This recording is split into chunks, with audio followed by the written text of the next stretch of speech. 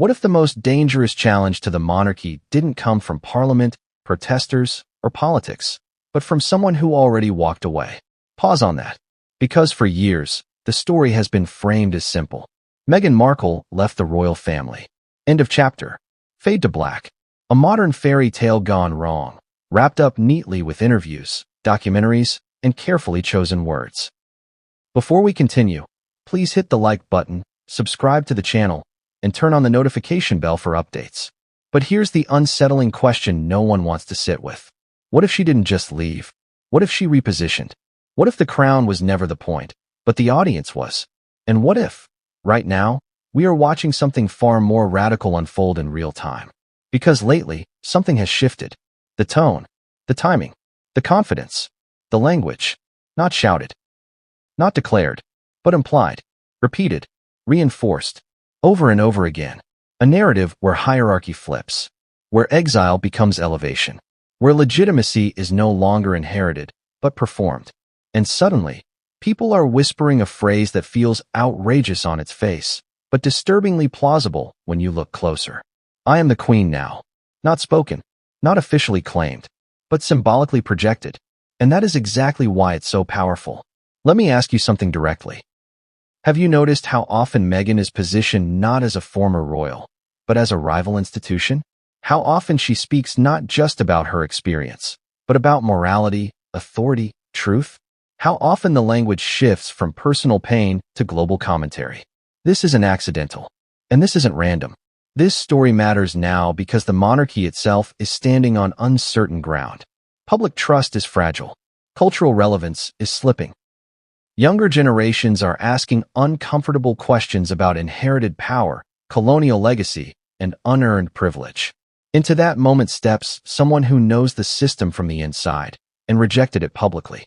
Or did she? Because here's the first contradiction we have to confront. You don't walk away from power and then spend years carefully curating a global platform, unless power still matters to you.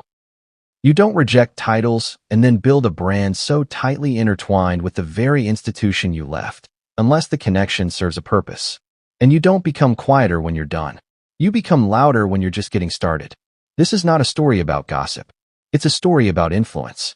About who gets to define reality in the modern age. About whether crowns still matter when cameras decide who is seen, who is heard, and who is believed. Because once upon a time, legitimacy came from bloodlines, ceremonies, and centuries-old traditions. Today, it comes from narrative control, from emotional resonance, from being able to say, implicitly or explicitly, listen to me, I represent something higher. And that's where this gets uncomfortable. Because Meghan Markle didn't just leave the royal family. She left with a story that positioned her as the wounded truth-teller, the survivor, the modern woman crushed by an ancient system. And for a while, the world listened with sympathy, with outrage, with solidarity.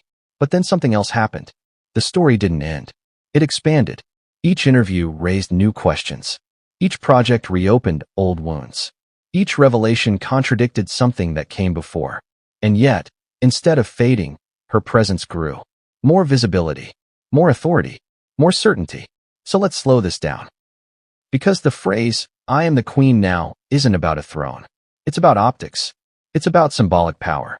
It's about occupying moral high ground while standing outside the institution that once defined you. It's about becoming a reference point. And here's the shocking part. In a media-driven world, that kind of power can rival, or even surpass, the power of a crown. Ask yourself this. Who shapes public opinion faster today? A monarch bound by silence and protocol? Or a media-savvy figure free to speak, produce, and broadcast at will? Who feels more present in daily conversation? Who dominates headlines? Who frames the narrative? And who, ironically, looks more untouchable? Because while the royal family relies on restraint, Meghan relies on visibility. While the monarchy survives on tradition, she thrives on relevance. And relevance, in this era, is currency. This is why this story isn't fading. It's escalating. Because every time the palace says nothing, the vacuum grows. And every vacuum gets filled. Sometimes with sympathy, sometimes with skepticism, sometimes with resentment, but always with attention. And attention is power. Now, before we go any further, let's be clear about something. This is not a simple hero versus villain tale. Anyone telling you it is selling you comfort, not truth. There are real emotions here. Real pain. Real conflict. There are moments where Meghan's criticisms resonate deeply with modern audiences, and moments where contradictions are impossible to ignore. That tension is the engine of this entire saga, and it's why people can't stop watching. Because on one side, you have an institution that represents continuity, restraint, and inherited authority. On the other, you have a woman who represents disruption, reinvention, and self-authored power. And both claim legitimacy. So ask yourself, if power today is measured not by titles, but by influence, not by crowns, but by control of the story, who is really winning? Because here's another uncomfortable truth. Leaving the monarchy didn't remove Meghan from the royal narrative. It made her the most unpredictable character in it. The one who can speak when others can't. The one who can accuse when others must endure. The one who can reframe the past while the institution remains frozen by tradition. And over time, that asymmetry changes everything. It changes how the public interprets silence. It changes how loyalty is measured. It changes how authority feels. And slowly, subtly, the idea creeps in that maybe the real crown is cultural. That maybe the real throne is the global stage. That maybe being royal in the 21st century has nothing to do with bloodlines at all. That idea terrifies traditionalists, and it electrifies supporters, which is exactly why this story keeps resurfacing. Stronger each time, because it taps into something deeper than celebrity. It taps into a cultural reckoning. Who deserves power? Who gets to speak? Who gets believed? And who decides? And here's the final twist of this introduction. None of this started with interviews, or Netflix, or podcasts, or even the wedding. It started much earlier, before the palace, before the crown, before the world knew her name. Because long before Meghan Markle ever became a duchess, she was already rehearsing something else. An identity, a narrative, a role. And once you see that pattern, you can't unsee it. The day the world collectively paused didn't start with fanfare. There were no royal drums, no ceremonial trumpet fanfare, no Instagram announcement. Just a quiet moment, a glance captured, a line dropped, and then the internet exploded. A phrase, almost offhand, traveled faster than any official decree ever could. I am the queen now. It wasn't said on a throne. It wasn't declared from a palace balcony. But it hit harder than any headline, any public statement, any interview could have. The first shockwave came from social media. Within minutes, millions were sharing the clip, dissecting the tone, replaying the words. Some called it audacious. Some called it disrespectful. Some laughed. Some gasped. Everyone paused. Because whether they loved her, hated her, or were just curious, they couldn't stop asking, what did she mean? And why now? The timing alone was a puzzle. No major announcement had preceded it. There were no apparent controversies. No major event. Just the quiet accumulation of public attention, carefully curated over years, and suddenly, it burst. The way she delivered it was calm, almost understated, but every subtle gesture amplified the impact. A tilt of the head, a steady gaze into the camera, the slightest inflection in her voice. It wasn't just words, it was posture, presence, and performance converging at exactly the right moment. And yet, the question persisted. Why now? Because context is everything. A bombshell doesn't exist in isolation. It thrives on timing. It eats at assumptions. It leverages expectation. By waiting, watching, and building, Meghan ensured that when she spoke, or when the world interpreted her words, the impact was maximal. But let's rewind slightly. To truly understand why this moment was seismic, we have to consider the history that led here.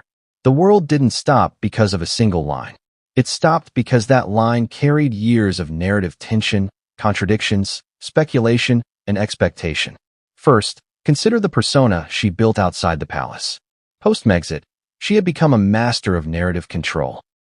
Every public appearance, every interview, every philanthropic endeavor had a dual function. Humanize, yes, but also establish authority. She wasn't just telling her story.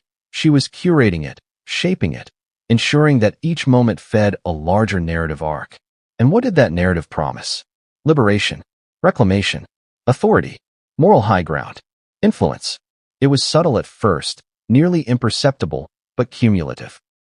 Each small reveal, each carefully calculated step, built toward moments like this.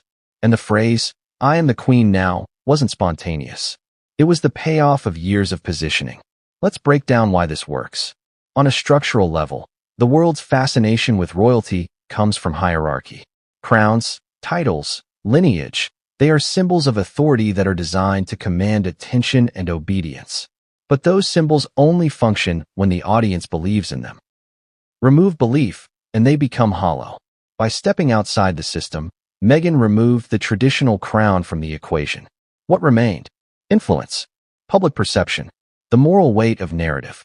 In other words, she took the rules of monarchy and translated them to the rules of media. And media has a velocity that no palace protocol can match. Headlines turn over every hour. Social media amplifies emotional beats exponentially.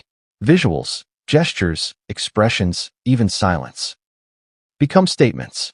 She had learned this language instinctively. The phrase itself wasn't just bold, it was performative genius. Short enough to be memorable, ambiguous enough to provoke debate, defiant enough to shock. The initial reactions were predictable, yet fascinating. Royalists recoiled, critics mocked, admirers celebrated. But the most important reactions were subtle, almost invisible. Analysts and insiders began dissecting the implications. Was this symbolic? Strategic? A warning? A statement of intent? A threat? The ambiguity made it viral. Because the human brain loves to fill in gaps, and this line was nothing but gaps. Wide, provocative, unresolvable gaps. Let's zoom in on the mechanics of why it stopped the internet. First, the delivery was impeccable. She didn't raise her voice. She didn't shout. She didn't even smile. Calm, steady, and intentional, it carried the implicit message. This isn't desperation. This isn't theatrics. This is control. Control of perception, control of narrative, control of the moment. That combination, poise with provocation, is what creates a viral storm. People don't just notice it, they discuss it endlessly. They replay it. They annotate it. They argue about it. Second, the phrase itself touches a cultural nerve. Queen isn't just a title. It's a concept embedded in history, mythology, and popular imagination. It evokes power, authority, judgment, reverence. To claim it, symbolically. Without the legal or traditional backing, it's subversive. It forces observers to reconcile tradition with modernity, entitlement with performance, lineage with narrative. And our brains cannot resist processing that dissonance. And then there's the context of the broader narrative. By the time this line dropped, Meghan had already been involved in multiple controversies, media frenzies, and philanthropic endeavors. Each previous chapter had reinforced her public persona. Articulate, assertive, opinionated, occasionally polarizing. This wasn't a standalone statement. It was the culmination of years of strategic visibility. The result? Instant virality, yes. But deeper than that, a shift in perception. Suddenly, she was no longer just a former royal making headlines. She was a symbol, a reference point, a challenge to an institution that had long relied on silence, decorum, and hierarchy. People were no longer simply reading the news. They were analyzing power itself, filtered through a human figure. And that is where the real shock lies. Because let's be clear, monarchy thrives on optics, on perception, on control.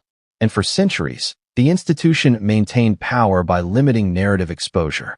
A scandal was contained, a statement was scripted, a story was managed. But someone who exits that system while maintaining public influence creates a new dynamic. The narrative can no longer be controlled by tradition alone. And the phrase, "I am the queen now," is the apex of that dynamic. The public debate that followed was fascinating. Social media erupted with memes, think pieces, and video breakdowns. Pundits argued over tone, context, and intent. Yet beneath the surface chatter, a more serious discourse was brewing. The relationship between symbolic authority and lived power. People were unconsciously grappling with the implications. If a figure outside the traditional hierarchy can project authority successfully, what does that mean for the institution itself? Even within the palace, sources say, the line triggered an unusual mix of alarm and curiosity. Historically, statements about power, real, symbolic, or perceived, are monitored closely. But in this instance, the speed and reach made containment impossible. Unlike a traditional misstep that can be ignored or suppressed, this moment spread too quickly, touched too many narratives, and demanded analysis. And then, consider the psychological effect. For some, it inspired envy, anger, or disbelief. For others, admiration or loyalty. But for nearly everyone, it was impossible to ignore. Humans are hardwired to respond to audacious claims.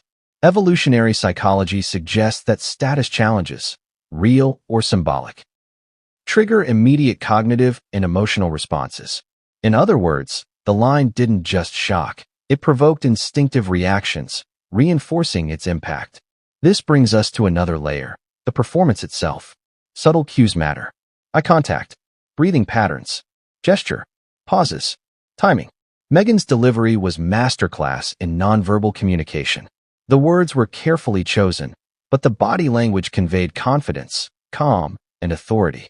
Viewers weren't just listening. They were watching someone inhabit a role that had long been inaccessible. And that inhabitation created a sense of legitimacy, even without formal title or ceremony. And here's the irony. The more the traditionalists criticized, the more the perception of power solidified. Controversy amplified visibility. Conflict enhanced authority. Polarization cemented relevance. In essence, every reaction fueled the symbolic throne she had erected, and every silent response from the institution, whether intentional or enforced by protocol, allowed her to occupy the psychological space of power unchallenged.